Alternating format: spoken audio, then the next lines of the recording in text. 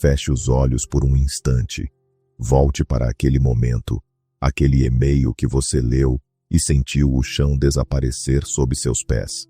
Aquela conversa em que as palavras "sinto muito, mas" ecoaram no silêncio, quebrando algo dentro de você. O sonho de uma vida, construído com suor, noites em claro e sacrifício, que se desfez como um castelo de areia diante da maré implacável da realidade. Lembre-se do gosto amargo na boca, do nó na garganta, daquele peso no peito que chamamos de decepção. Todos nós conhecemos esse sentimento. É um fantasma universal que assombra nossos corredores privados. A promoção que foi para outra pessoa. O relacionamento que prometia ser um porto seguro e se tornou uma tempestade. A mão amiga que se retirou justamente quando você mais precisava de apoio. A falha retumbante onde você esperava um sucesso glorioso. Nós vivemos no que podemos chamar de a era da decepção. Nossas telas brilham com vidas perfeitamente curadas, sucessos fabricados e felicidades inalcançáveis. Somos bombardeados por histórias de sucesso da noite para o dia, nos esquecendo dos milhares de fracassos silenciosos que pavimentaram aquele caminho. Criamos expectativas monumentais para nós mesmos, para os outros, para a própria vida. E nesse jogo de expectativas, a casa sempre vence. A realidade sempre tem a carta final. E assim, acumulamos nossas decepções. Elas se tornam cicatrizes em nossa alma, cada uma nos tornando um pouco mais cínicos, um pouco mais hesitantes, um pouco mais temerosos de tentar de novo.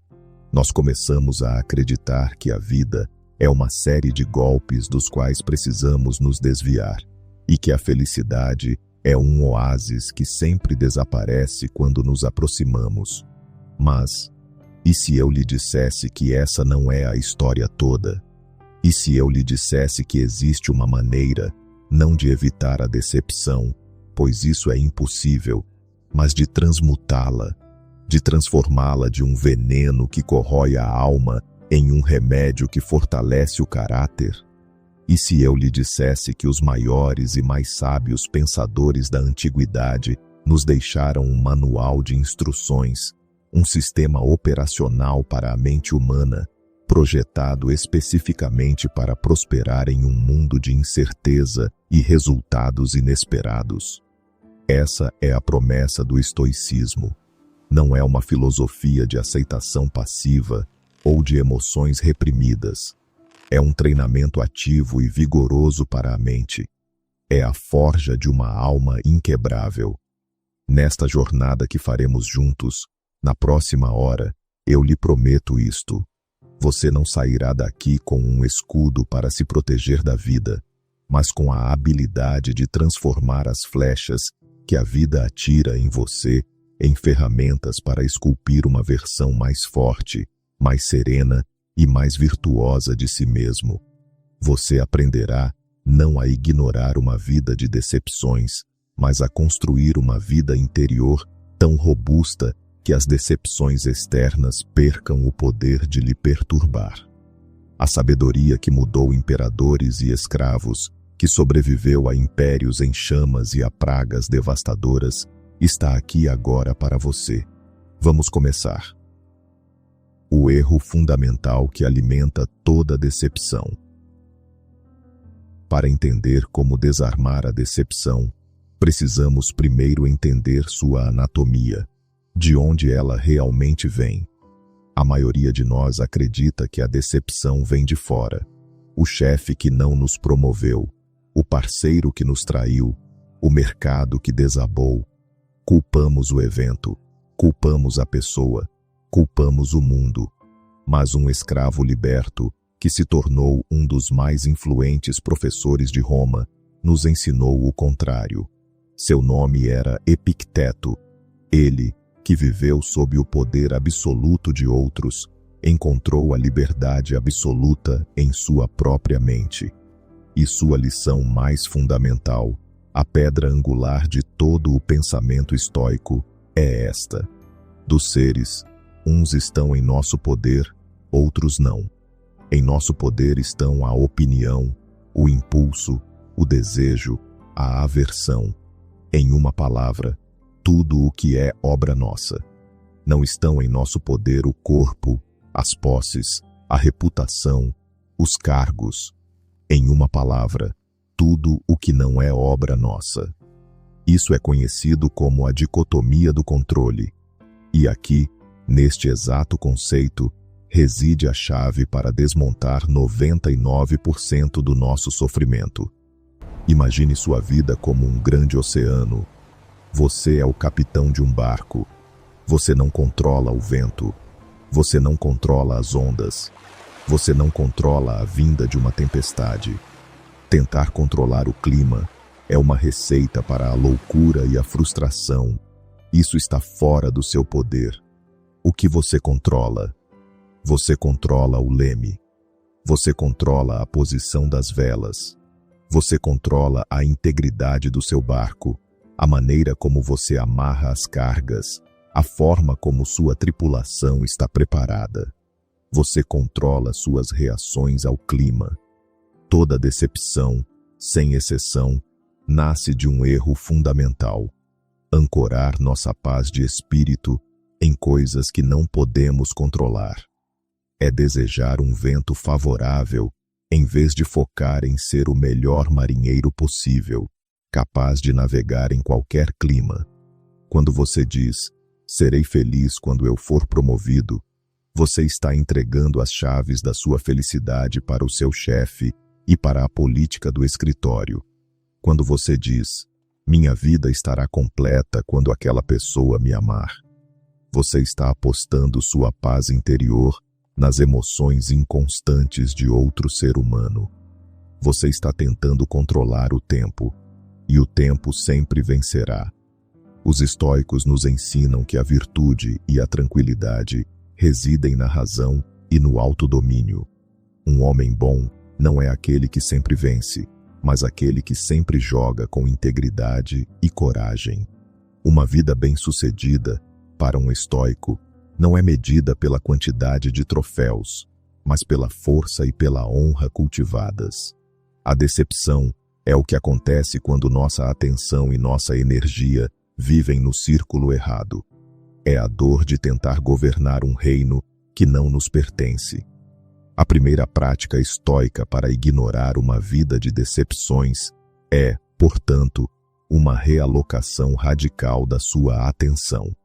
Treine-se todos os dias, em cada situação, para perguntar: o que aqui está sob meu controle? E o que não está? E então, conscientemente, direcione toda a sua energia, todo o seu foco e todo o seu cuidado para o que está sob seu controle. Aceite o que está no seu caminho com equilíbrio e estabilidade mental, como um fazendeiro aceita o clima. Isso não é passividade, é o oposto. É a concentração de poder onde ele realmente existe. É parar de socar as ondas e começar a pilotar o barco com maestria. O arquiteto da realidade, seus julgamentos. Então, aprendemos a focar no que podemos controlar. Mas e a dor? E o sentimento de perda que vem com um resultado indesejado? Mesmo que saibamos que o resultado estava fora do nosso controle, ele ainda dói. Por quê? Aqui, nos voltamos para o maior de todos os imperadores filósofos, Marco Aurélio. Em suas meditações, escritas não para publicação, mas para si mesmo, nas frias noites das campanhas militares na Germânia, ele nos dá a segunda grande ferramenta. Ele escreveu: se você se aflige por alguma coisa externa, não é ela que o perturba, mas o seu próprio julgamento sobre ela, e está em seu poder anular este julgamento agora. Pense nisso. É uma das ideias mais libertadoras da história do pensamento humano. Os eventos são neutros. Eles são apenas fatos brutos. Um e-mail chegou. Uma pessoa disse não. O investimento perdeu valor. Esses são os fatos, como uma câmera os registraria. A dor, o sofrimento, a decepção não estão no evento. Estão no nosso julgamento. Estão na história que contamos a nós mesmos sobre o evento. Nós não apenas vemos o não, nós o julgamos como uma rejeição humilhante. A prova de que não sou bom o suficiente, o fim do meu sonho. É essa camada de julgamento, essa narrativa, que nos envenena. Marco Aurélio nos convida a sermos arquitetos da nossa realidade interior. Ele nos fala de uma cidadela interior, uma fortaleza mental que nenhum exército externo pode tomar. As muralhas dessa cidadela são construídas com julgamentos racionais e percepções claras. As decepções não são os arietes que derrubam os muros. Elas são apenas o vento que uiva do lado de fora. A única maneira de elas entrarem é se nós, os guardiões do portão, as convidarmos para dentro com nossos julgamentos. Veja a história de Sêneca, um dos mais ricos e poderosos homens de Roma, tutor do imperador Nero. No auge de sua carreira, ele foi exilado por intrigas políticas para a ilha da Córcega, um lugar desolado. Para o mundo exterior, foi uma decepção catastrófica, uma queda da graça, uma vida arruinada. Mas o que Sêneca fez? Ele se recusou a julgar o exílio como uma catástrofe. Em vez disso, ele o julgou como uma oportunidade para estudar, para escrever, para refletir, para se afastar das distrações e corrupções de Roma e se concentrar no que realmente importava, a filosofia e o autoaperfeiçoamento. Ele não podia controlar a decisão de Nero de exilá-lo, mas podia controlar totalmente seu julgamento sobre o exílio. Ele escreveu algumas de suas obras mais importantes lá. Ele transformou sua prisão em um retiro filosófico. Como podemos aplicar isso em nossas vidas? Através de uma prática de jornalismo estoico. Esta noite, ou na próxima vez que sentir a ferroada da decepção, pegue um caderno e tente este exercício de 3 passos. Passo 1. A descrição objetiva. Escreva o que aconteceu, mas descreva-o como se você fosse um repórter de notícias neutro ou uma câmera de segurança, sem palavras emocionais, sem julgamentos. Não escreva: meu chefe me traiu e deu a promoção para o incompetente do meu colega. Escreva: durante a reunião das 10 horas, foi anunciado que a posição de gerente sênior foi preenchida por nome do colega. Sinta a diferença. A primeira versão é uma história cheia de dor. A segunda é um fato. Separar o fato da ficção é o primeiro passo para a liberdade. Passo 2. Analise seus julgamentos. Agora, em uma segunda coluna, escreva os julgamentos que você aplicou ao fato. Isso significa que eu sou um fracasso. Meu trabalho não é valorizado. Nunca vou progredir nesta empresa. Isso é injusto. Olhe para essas frases. São elas que causam a dor, não o fato em si. Passo 3. Desafie e substitua. Agora, como um advogado, desafie cada um desses julgamentos. Isso realmente significa que sou um fracasso, ou apenas que desta vez, outra pessoa foi escolhida?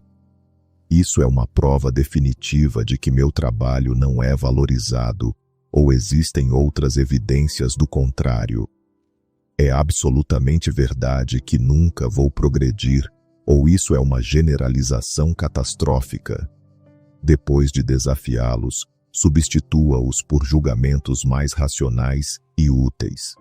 Este resultado é uma oportunidade para eu reavaliar minhas habilidades e buscar feedback. Isso não define meu valor como profissional ou como pessoa. Isso é um evento, não minha identidade. Posso usar isso como motivação para explorar novas oportunidades, dentro ou fora da empresa. Isso não é otimismo cego, é realismo radical. É tomar o controle da única coisa que você realmente possui, a sua mente. É se recusar a permitir que eventos externos escrevam a história da sua vida interior. Você segura a caneta. O antídoto supremo.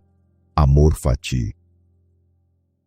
Nós aprendemos a focar no que controlamos. Aprendemos a gerenciar nossos julgamentos. Isso já nos coloca em uma posição de poder e tranquilidade imensa. Mas os estoicos nos convidam a dar um passo adiante. Um passo que parece impossível no início, mas que contém o segredo para uma alegria inabalável. Não se trata apenas de aceitar ou tolerar o que acontece. Trata-se de amar o que acontece. O filósofo Friedrich Nietzsche, que foi profundamente influenciado pelos estoicos, cunhou uma frase para isso: amor fati, o amor ao destino. É a prática de ver cada evento da sua vida, especialmente as decepções e as dificuldades, não como algo a ser suportado, mas como algo a ser abraçado. É olhar para a tapeçaria inteira da sua vida e entender que cada fio, inclusive os escuros e os torcidos, é necessário para criar a imagem final. Remover um único fio de decepção poderia desfazer toda a obra. Marco Aurélio colocou de outra forma, numa passagem que deveria ser esculpida em nossas mentes: o impedimento à ação avança a ação. O que está no caminho se torna o caminho. Leia de novo. Pense nisso. O obstáculo é o caminho. A decepção não é um muro bloqueando sua jornada. Ela é a própria jornada. A falta de recursos não é um impedimento à sua criatividade. Ela é o que força sua criatividade a se manifestar. A rejeição não é o fim do seu sonho. Ela é o que o refina, o fortalece e o redireciona para onde você realmente precisa estar. O fogo que pensamos que veio para nos destruir é, na verdade, o fogo da forja que nos dá forma e tempera nosso aço. Vamos imaginar uma história. Uma mulher chamada Helena. Desde criança, ela sonhava em ser uma violinista de concerto. Ela praticou por 20 anos, dedicando sua vida a isso. Ela chega à audição final para a Orquestra Sinfônica Nacional, o sonho de sua vida.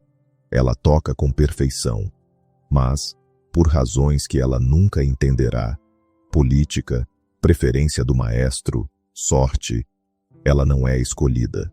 A decepção é esmagadora. É a morte de um sonho. Ela pode seguir o caminho comum, amargura, ressentimento. Ela pode abandonar o violino, culpando a injustiça do mundo, ou ela pode praticar o amor fati. Ela começa com a dicotomia do controle. A decisão final não estava em meu poder. Meu esforço e minha performance estavam. Ela passa a gerenciar seus julgamentos. Este não é um veredito sobre meu valor. É apenas um resultado. Não é o fim. É um evento. E então, ela dá o salto. Amor fati. Ela olha para essa decepção e diz: ok, isso aconteceu. Isso agora faz parte da minha história. Como posso usar isso? Como isso pode ser o caminho? O fato de não estar mais presa à rígida agenda de uma orquestra lhe dá liberdade. Ela começa a dar aulas para crianças carentes em sua comunidade, descobrindo uma paixão por ensinar que nunca soube que tinha. A dor da sua própria decepção a torna uma professora incrivelmente empática. Ela começa a compor suas próprias músicas, algo que nunca teve tempo para fazer. Suas composições, nascidas de sua experiência de perda e resiliência, são profundas e emocionantes. Ela começa a tocar em pequenos cafés, não para milhares de rostos anônimos, mas para dezenas de pessoas que sentem cada nota. Ela descobre uma conexão com a música e com o público que nunca teria encontrado na formalidade de uma orquestra. Anos depois, olhando para trás, Helena percebe que a maior decepção de sua vida foi, na verdade, a maior bênção. Foi o impedimento que se tornou o caminho para uma vida musical mais autêntica e gratificante. Ela não apenas aceitou sua decepção, ela a amou. Ela é grata por ela. Essa é a prática do amor fati. É uma confiança radical no universo. É a fé de que, mesmo que não possamos ver o padrão agora, tudo está exatamente como deveria estar. A prática para isso é uma meditação. Feche os olhos. Pense em uma grande decepção do seu passado. Uma que, com a distância do tempo, você agora pode ver que o levou a algo bom. Um término de relacionamento que abriu caminho para um amor verdadeiro. Uma demissão que o forçou a encontrar sua verdadeira vocação. Um fracasso que lhe ensinou uma lição inestimável. Sinta gratidão genuína por aquela ferida. Agradeça por ela ter acontecido. Agora, com esse sentimento de gratidão em mente, volte-se para uma decepção atual. Uma que ainda dói. E mesmo que sua mente resista, tente sussurrar para si mesmo. Eu não entendo o porquê ainda, mas eu confio. Isso está no meu caminho por uma razão. Isso é o meu caminho. Eu não vou lutar contra isso. Eu vou usar isso. Amor fati. Fazer isso é mudar o jogo.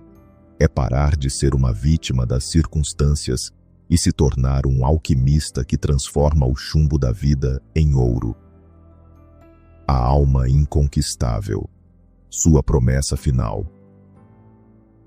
E assim, chegamos ao coração da sabedoria estoica.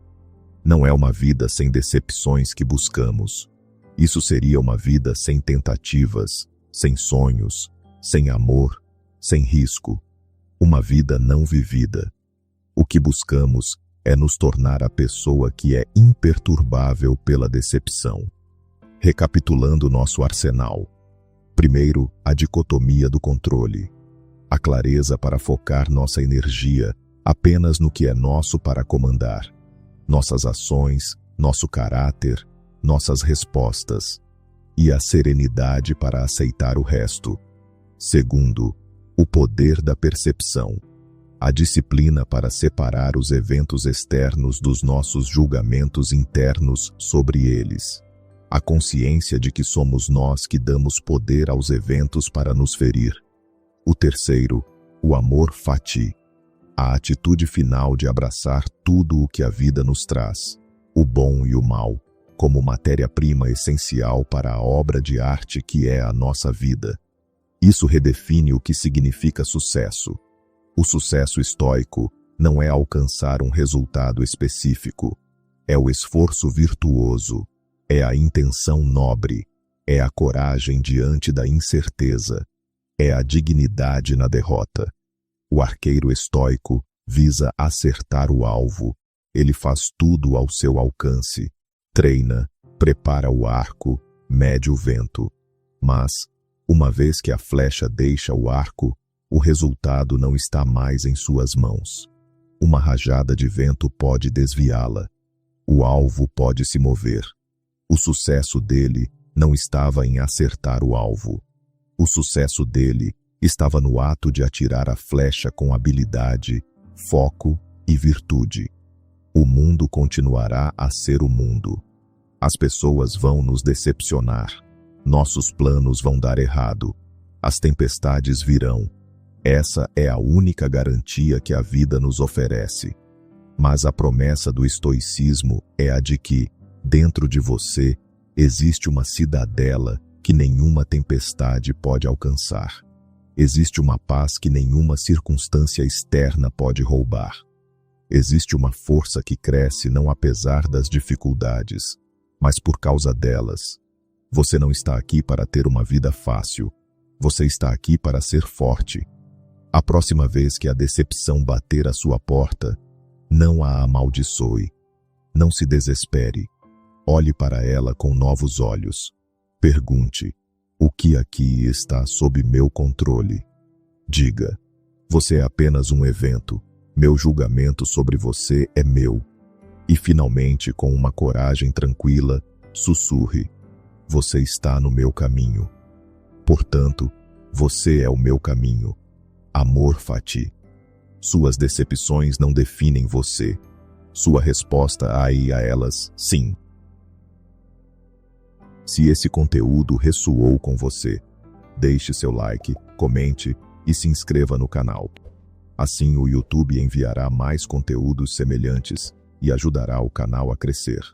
Gratidão pela sua atenção e nos vemos no próximo vídeo.